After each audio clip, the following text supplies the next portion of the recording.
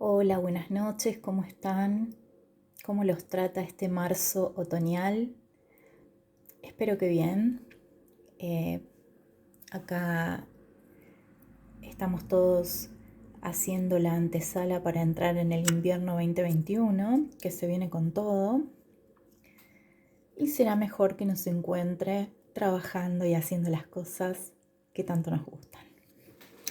Bueno, en este canal de Hoy Te Leo, en esta oportunidad, elegí para leerles un cuento cuyo autor es mi padre, Rodolfo Camacho.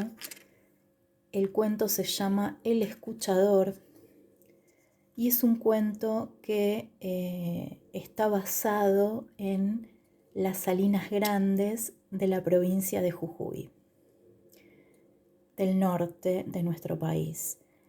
Para quienes no las conocen, las Salinas Grandes es un lugar muy hermoso que está al norte de nuestro país, en la provincia de Jujuy.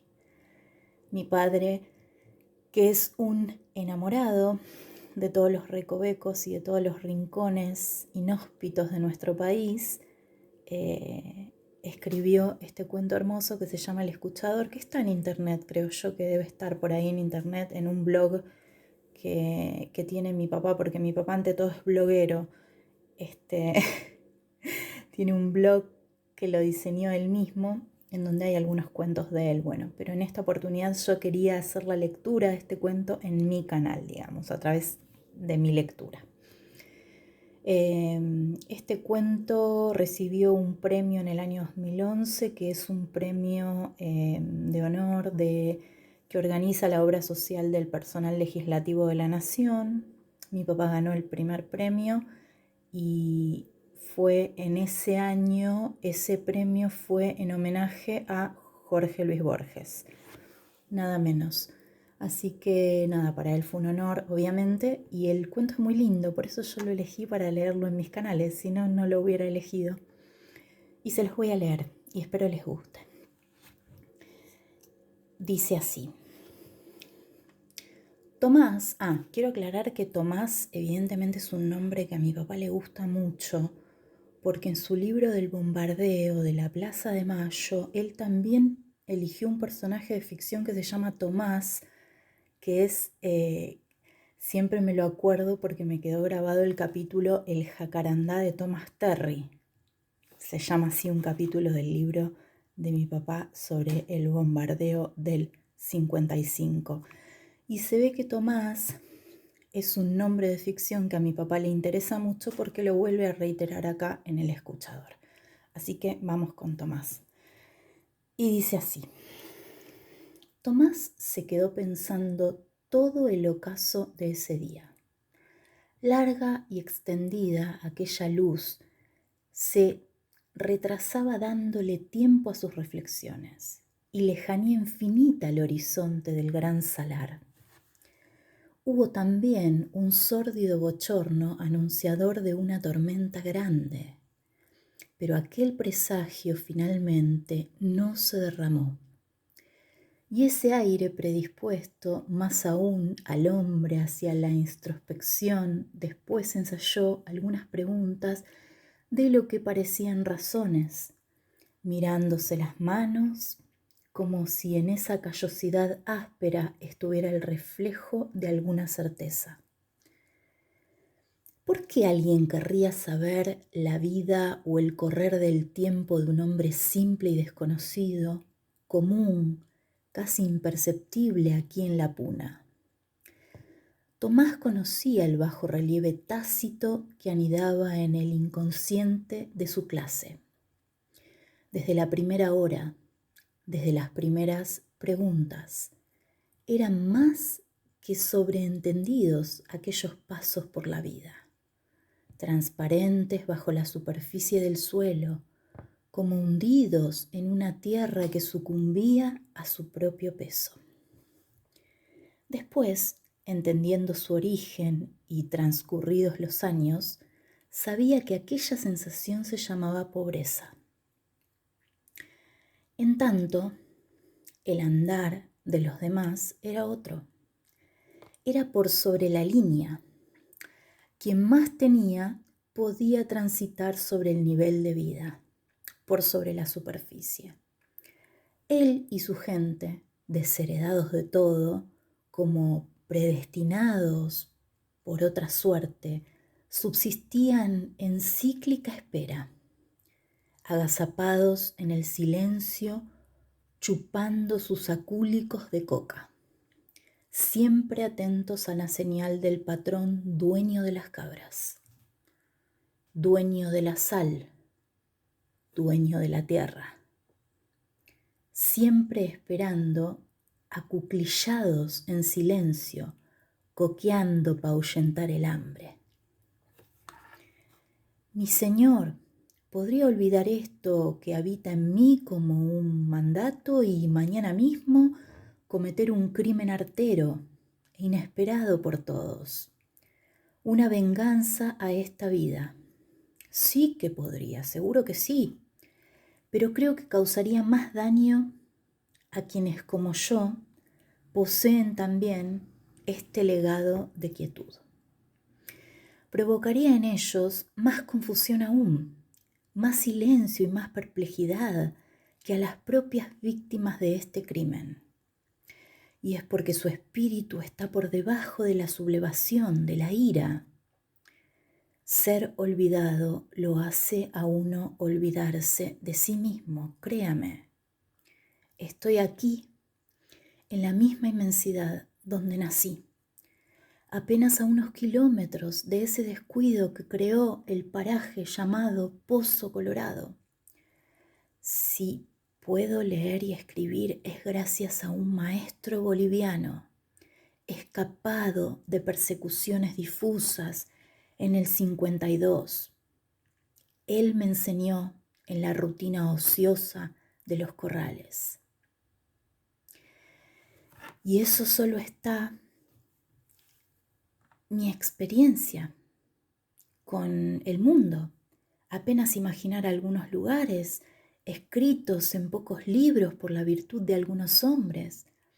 Después supe que la alegría de compartir esas lecturas de changos, de la escuelita, fui maestro por necesidad y sin título, ni permiso. Ahí viajé junto a ellos en aventuras lejanas, a otros paisajes y en los conocimientos de la naturaleza y el hombre. Abrumados de desconocer, perplejos, ellos soportaban la impotencia de no poder vivir esas historias por saberse desde nacidos, sólidos como la roca del paraje, sólidos en ella, parte de esos cerros. Aquí aprendemos el silencio como única verdad y el mundo se entiende como acontece. Así, inmutable viene y así lo vivimos. Nuestro alimento prematuro comprende el comprender o no las cosas. Aprendí leyéndole a los changos que entender una historia o simplemente interpretar un relato no dependía de su atención o voluntad, sino del tamaño de sus vientres. Y esta medida la da el hambre. A más grande panza, menos es lo que comen. A quienes miraban con carita hundida, y esta medida la da el hambre. El vientre prominente, a veces en vano, se lo trataba de desviar de una idea material, tangible y cotidiana que significaba la idea de comer. Ahí es donde uno se pregunta si el silencio es buen legado de esta raza. Uno quisiera gritar o matar a alguien como ya le conté, pero parece que estamos para contemplar, para recibir la suerte y aceptarla, venga del viento, venga de la lluvia, de la tierra o simplemente de la propia injusticia de los hombres.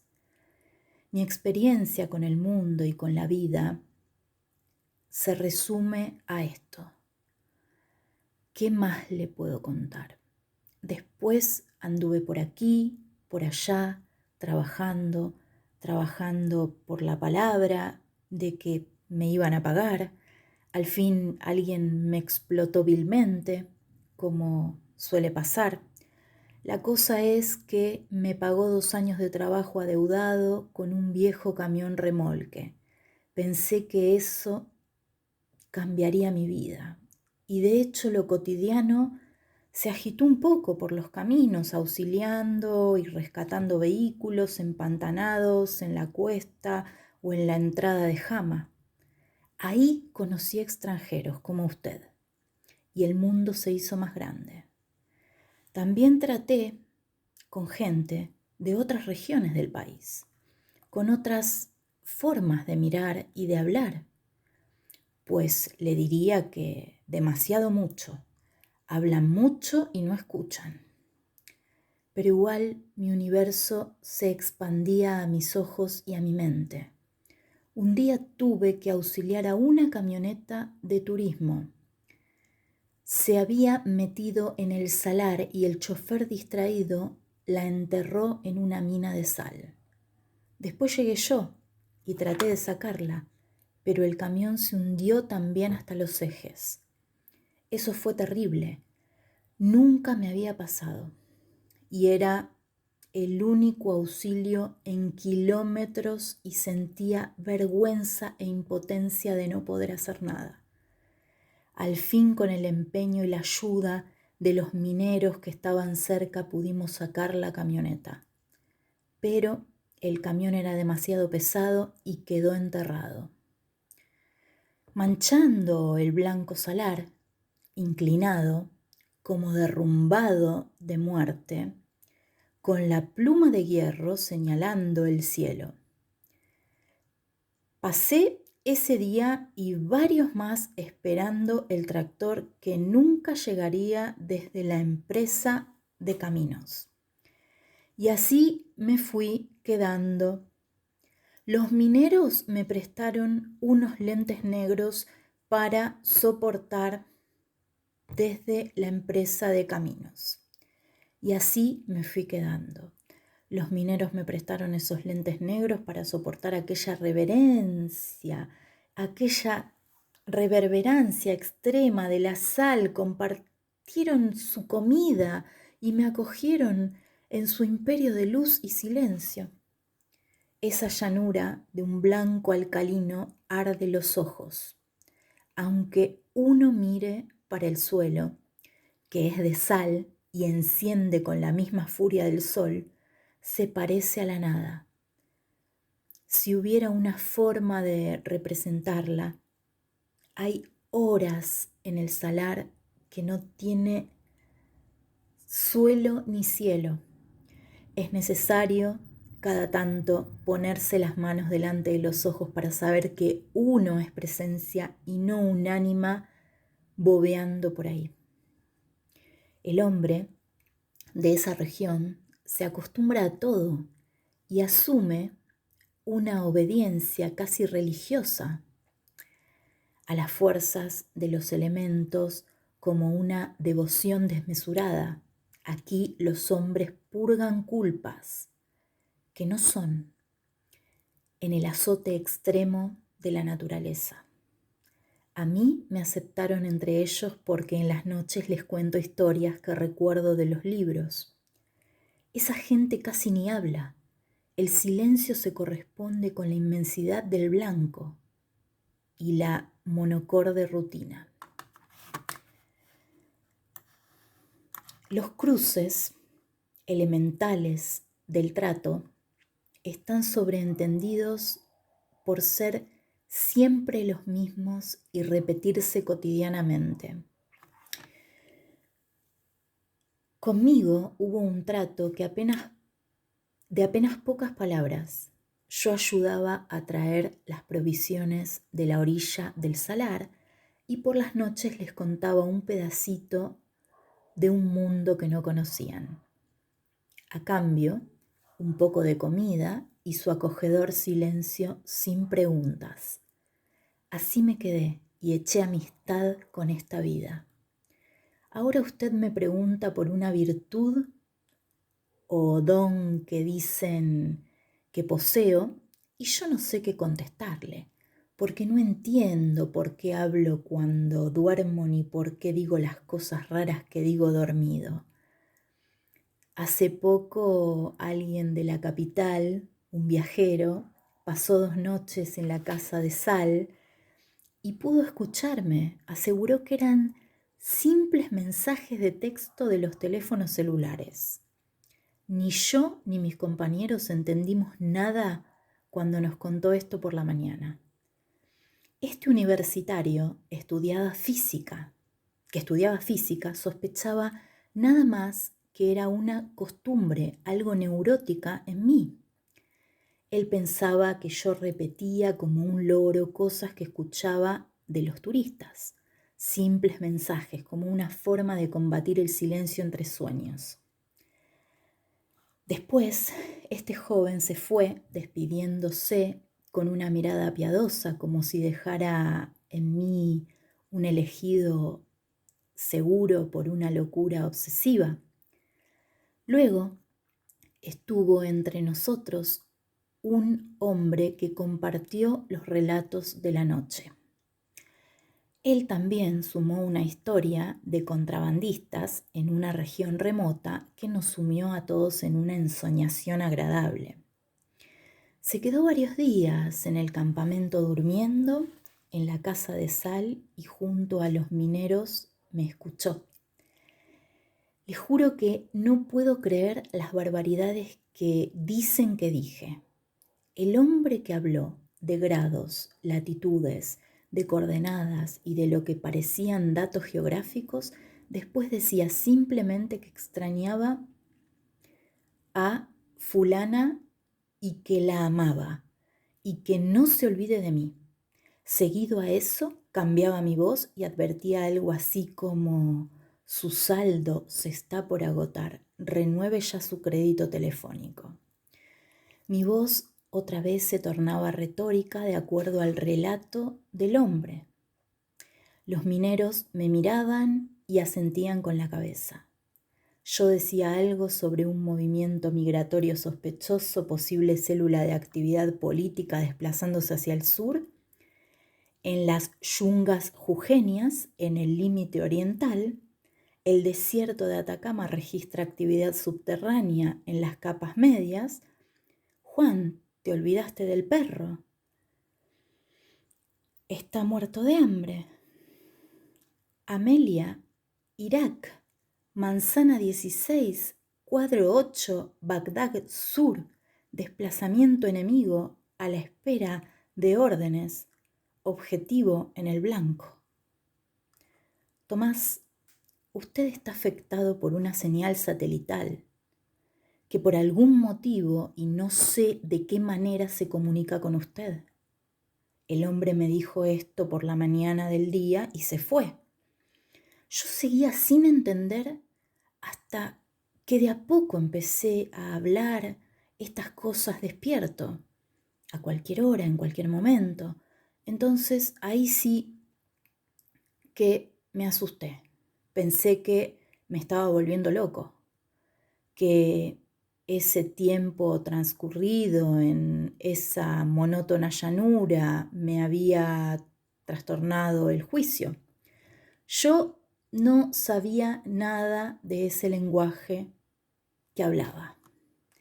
Entendía las palabras, pero no los mensajes.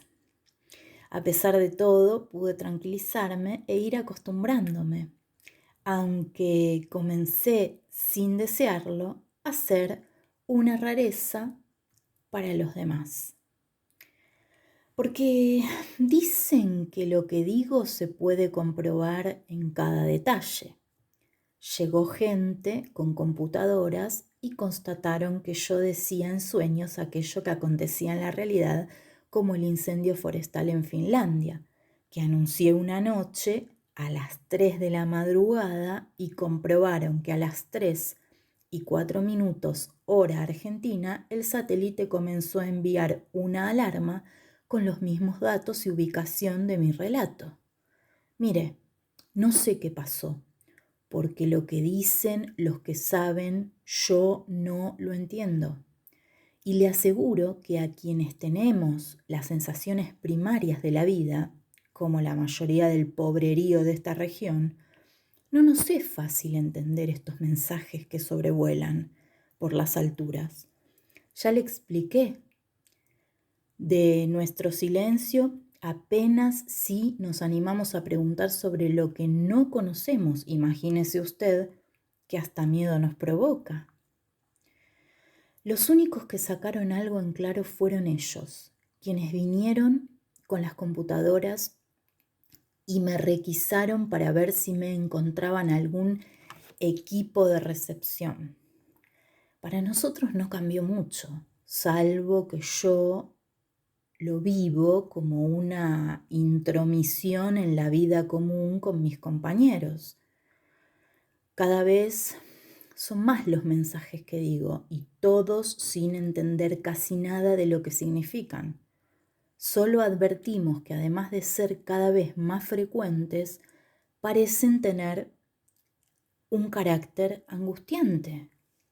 Algunos parecen pedidos de ayuda y mencionan desastres cada vez más graves.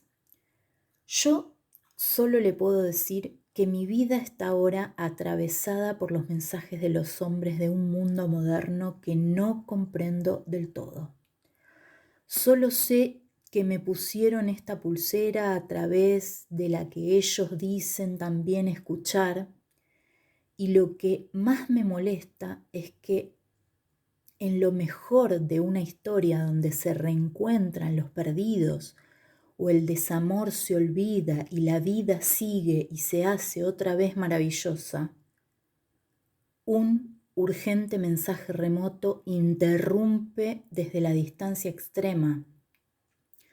Alguien anuncia una catástrofe.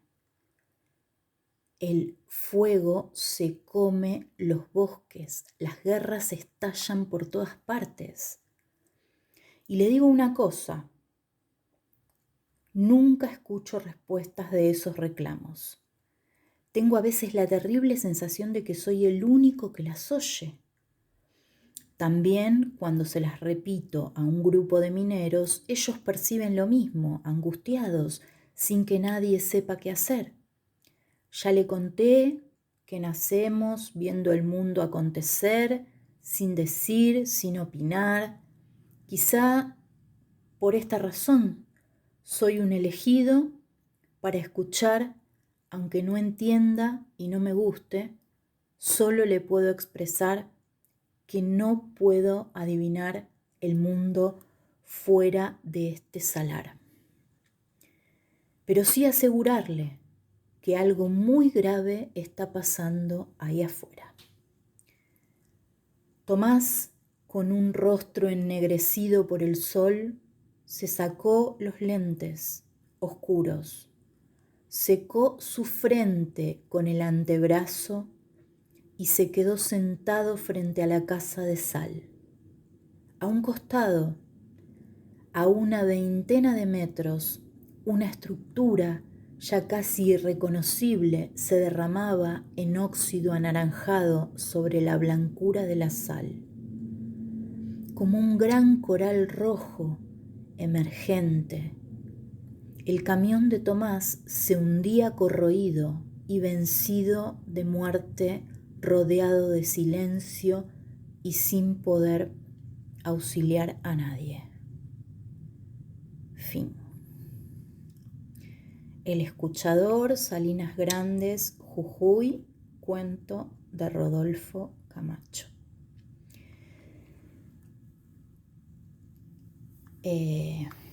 Bueno, antes que nada quiero como aclarar que esto es una obviedad lo que voy a decir, pero igual por las dudas lo aclaro. Este cuento está registrado, registradísimo. Por supuesto que está registrado porque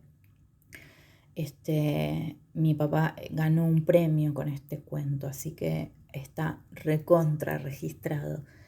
Y así es como este cuento transcurre en las Salinas Grandes de Jujuy.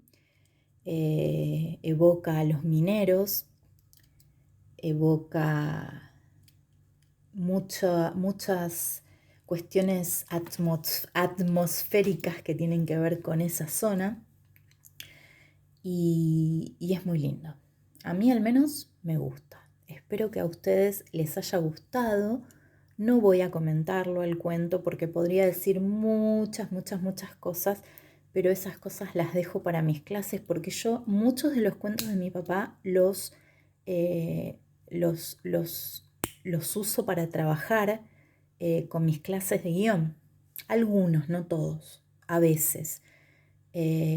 Así que esas cosas las dejo para mis clases que por lo general se hacen muy ricas e interesantes. Espero que les haya gustado el cuento, que tengan un buen comienzo de invierno 2021. Se me notan algunas canitas por acá, por el costado, pero no me las voy a tapar porque me gustan mis canas. Así que nada, eso. Espero que les haya gustado el cuento El Escuchador y nos vemos en otra próxima lectura pronto, prontísimo. Buenas noches. Chau.